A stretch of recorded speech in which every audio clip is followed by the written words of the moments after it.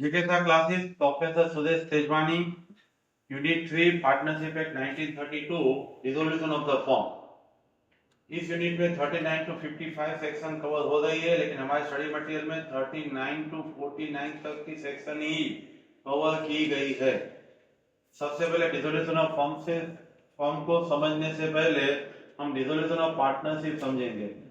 What is dissolution of partnership? Dissolution of partnership वो retirement of partner है।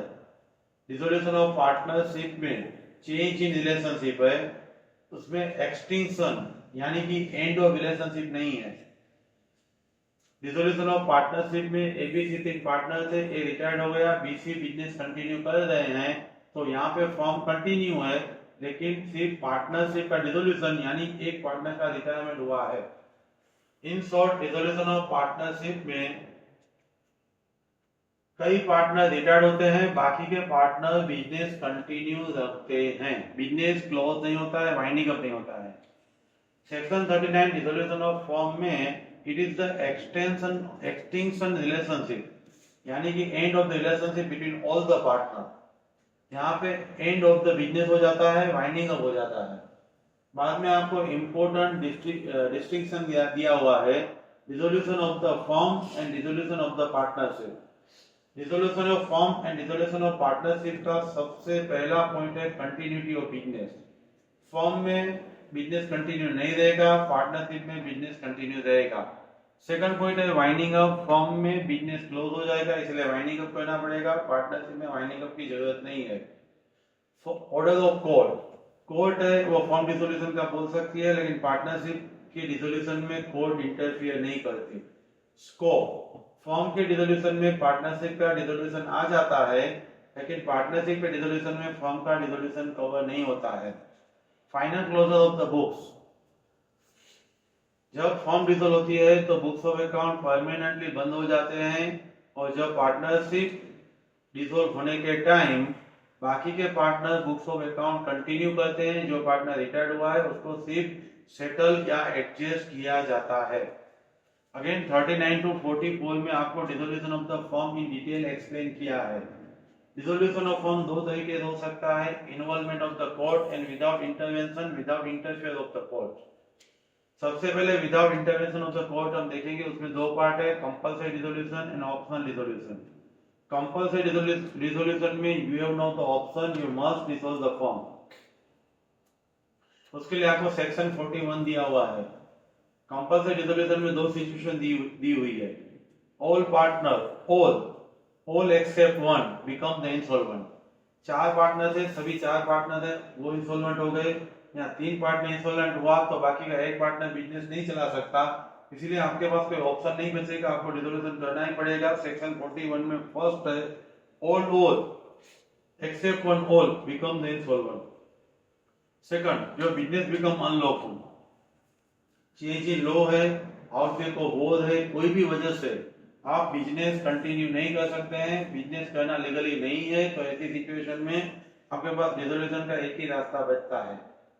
Second है optional dissolution. Optional dissolution के अंदर पहला पॉइंट है बाय एग्रीमेंट। आपने डीड में जैसे लिखा है उस तरीके से आप डिसोल्व कर सकते हो, उसके लिए आपको सेक्शन 40 दिया हुआ है। उसके बाद सेक्शन 43 में ऐसा बोला है, एक विल वाला पार्टनरशिप है तो नोटिस देके आप डिसोल्यूशन कभी भी करवा सकते हो। 41 में आपको एग्रीमेंट बोला, 43 में नोटिस देके एक विल वाला पार्टनरशिप डिसोल्व हो सकता है। 42 में सर्टेन कंटीजेंसी, ऐसी कोई इवेंट होती है जो अनसर्टेन इवेंट है, इसलिए उसको हम कंटीजेंसी बोलते हैं। तो ऐसी सर्टेन कंटीजेंसी में आपको बोला है कंप्लीशन ऑफ योर एडवेंचर, आपको ओवरब्रिज बनाना था, कोई कॉम्प्लेक्स बनाना था, पर्टिकुलर पार्टनरशिप थी, तो वो काम आपका खत्म हो गया। Expiry of the period, fix period के लिए पार्टनरशिप किया हुआ था तो वो आपका फिक्स पीरियड पूरा हो गया। बाद में डेथ एंड इंसॉल्वेंसी, देखो इंसॉल्वेंसी हमने कंपल्सरी डिसोल्यूशन में भी देखा और ऑप्शनल में भी इंसॉल्वेंसी बोला है, लेकिन एबीसीडी चार पार्टनर थे, ऑल थ्री इंसॉल्वेंट होंगे तो कंपल्सरी डिसोल्यूशन में आ जाएगा। लेकिन चार पार्टनर में से एक या दो इंसॉल्वेंट होंगे तो बाकी के पार्टनर दो से ज्यादा हैं, वो एग्री हो रहे हैं हमें बिजनेस कंटिन्यू रखना है तो वो रख सकते हैं। उसके बाद है 44 इंटरवेंशन ऑफ द कोर्ट। जब एक पार्टनर बोल रहा है हमें डिसोल्यूशन करना है, दूसरा बोला है तेरे बिना मुझे अच्छा नहीं लगेगा, मुझे डिसोल्यूशन नहीं करना है। Other partner don't want to dissolve the firm, at that time they will approach to the court. वो कोर्ट के पास जाएंगे, कोर्ट को बोलेंगे आपको हमें डिसीजन देना है। एट दैट टाइम कोर्ट देखेगा नीचे दिए गए कोई भी फैक्टर है तो वो डिसोल्यूशन का बोल सकता है। डिसोल्यूशन का बोलना या नहीं बोलना वो कोर्ट का डिस्क्रेशन, कोर्ट की अपनी इच्छा पे आधार रखता है। सबसे पहले आपका पॉइंट है इंसेनिटी। कोई एक पार्टनर इंसेन यानी कि वो अनसाउंड हो गया है तो उसका नियर फ्रेंड और फैमिली और अदर पार्टनर जब कोर्ट में अप्लाई करेंगे तब कोर्ट डिसाइड करेगी कि रिजोल्यूशन करवाना या नहीं। मिसकंडक्ट, कोर्ट को ऐसा लग रहा है कि कोई पार्टनर है वो प्रॉपरली अपनी ड्यूटी परफॉर्म नहीं कर रहा है, मिसकंडक्ट कर रहा है, हमारे फर्म को नुकसान पहुंचा रहा है, तो एट दैट टाइम डिसोल्यूशन का कोर्ट बोल देगी। परमानेंट इनकैपेसिटी, आप पार्टनर थे, आपको जो काम दिया गया था, आपको कलेक्शन का काम दिया गया था, लेकिन दोनों पे इंजर्ड हो गए और परमानेंटली इंजर्ड हो गए तो आप फ्यूचर में कभी भी ये अपनी रिस्पॉन्सिबिलिटी संभाल नहीं सकते। इसीलिए कोर्ट इंटरवेन करेगी, कोर्ट बोलेगी कि पार्टनर अभी परमानेंट इनकैपेसिटी है तो इसीलिए हम डिसोल्यूशन का आपको कर रहे हैं। उसके बाद है परसिस्टेंस ब्रीच ऑफ कॉन्ट्रैक्ट। कभी कभी तो आदमी से मिस्टेक होती है, यहाँ पे परसिस्टेंस यानी परमानेंट, वही बहुत बार बार आपका कुछ भी आपको रिस्पॉन्सिबिलिटी दिया है वो आपने परफॉर्म नहीं किया है। ब्रीच यानी आपने उसमें डिफॉल्ट किया है। बिजनेस रिलेटेड मैटर्स आपको जो दी गई थी वो आपने प्रॉपरली नहीं की है। आपने जो अकाउंट्स है वो गलत रखे हैं। इनकम यानी रिसिप्ट है वो बुक्स में आप नहीं लेके आए हो। परमानेंट क्वेरल, झगड़े करते हो, ऐसा कुछ दिखता है कोर्ट को तो रिजोल्यूशन का बोल देगी।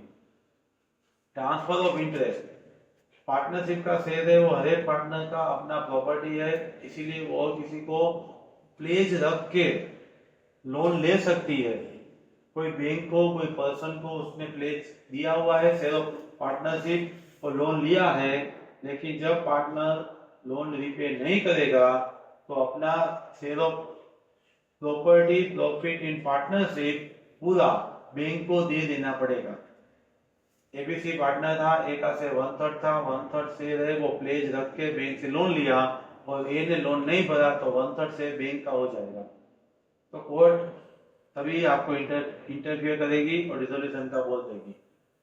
परसिस्टेंस ब्रीच ऑफ कॉन्ट्रैक्ट था, उसी तरीके से परपेचुअल लॉस यानी लंबे टाइम तक आपको लॉस हो रहा है और लॉस के बिना आप बिजनेस कंटिन्यू भी नहीं रख सकते।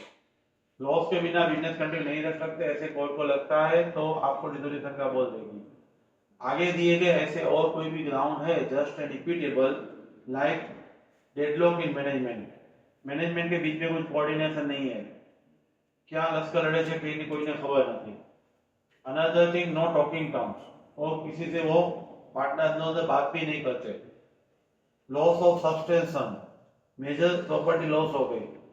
गैम्बलिंग, किसी भी एक पार्टनर को गैम्बलिंग यानी ऐसा कोई शेयर मार्केट में या और कोई जगह पे सिर्फ प्रॉफिट अर्न करने के लिए इंट्राडे जैसा कुछ करके लॉस बहुत बार कर चुका है, ऐसा हैबिट है, ये सब सिचुएशन देख के कोर्ट है वो आपको डिसोल्यूशन का बोल पाएगी। 44 के बाद है 45 टू 49। 45 के अंदर liability of the act done after dissolution. X and y ने 1 दिसंबर को डिसोल्यूशन कर दिया लेकिन पब्लिक नोटिस नहीं दिया और 4 दिसंबर को एक्स ने लोन लिया, फर्म के नाम से लोन लिया, बाद में पब्लिक नोटिस 20 दिसंबर को दिया, तो bank x as well as y दोनों से रिकवर कर पाएगा। रिकवरी की वजह क्या है? क्योंकि बैंक को मालूम नहीं था up to public notice all partner will be liable, section 45 है। उसके बाद है आपको सेक्शन 47 कंटिन्यूइंग अथॉरिटी। आप डिसोल्यूशन होने के बाद भी आपके पास कई काम करने पड़ते हैं। आप पार्टनर हो, फर्म का डिसोल्यूशन हो गया, लेकिन डिसोल्यूशन की सर्टेन लीगल फॉर्मेलिटीज कंप्लाई करनी पड़ती है। डिसोल्यूशन के दिन कुछ अधूरा काम था वो आपको पूरा करना पड़ता है। तो ये incomplete act and necessary for dissolution वाले एक्ट वो सब आप कर सकते हो 47।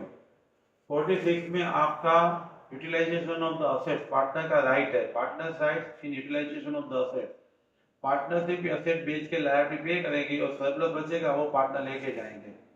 यहाँ पे आपको 46 में बोला था। अगेन सेम थिंग 48 में डिटेल में दिया है। Mode of settlement, mode of settlement में आपको सबसे पहले डेफिशिएंसी, कोई भी फॉर्म में वो लॉस में काम कर रही थी तो उसका बहुत बड़ा लॉस था, वो सेटल कैसे करेंगे? सबसे पहले पुराना कुछ प्रॉफिट पड़ा है तो पार्टनरशिप का प्रॉफिट है, पार्टनरशिप का कैपिटल है, वो भी कम पड़ेगा तो पार्टनर लेके आएंगे, पार्टनर डेफिशिएंसी भरपाई करेंगे। उसके बाद है आपका यूटिलाइजेशन ऑफ द असेट में, असेट पहले आउटसाइड लायबिलिटीज में यूटिलाइज होगी, बाहर का जो क्रेडिटर है उसको पे करना है, बाहर की कोई लोन है उसको पे करना है, उसके बाद पार्टनर्स की लोन, उसके बाद पार्टनर्स कैपिटल, तो अभी भी बचा है तो सरप्लस पार्टनर्स है वो एग्री रेशियो में ले जाएंगे। लास्ट सेक्शन है 49 firms as well as personal asset and liability. Firm के असेट में से पहले फॉर्म की लायबिलिटी पे करो, बच रहा है तो पर्सनल ले जाओ, पर्सनल असेट में से पहले पर्सनल लायबिलिटीज पे करो, एक्सेस है और फॉर्म में डेफिशिएंसी है तो फॉर्म को दे सकते हो। अभी पर्सनल लायबिलिटी पे नहीं किया है उससे पहले फॉर्म को हम डेफिशिएंसी पे नहीं कर सकते। फॉर्म में से पहले फॉर्म की लायबिलिटी और पर्सनल असेट में से पहले पर्सनल लायबिलिटी, बचेगा तो इंटर एडजस्ट कर सकते हैं। Thank you very much.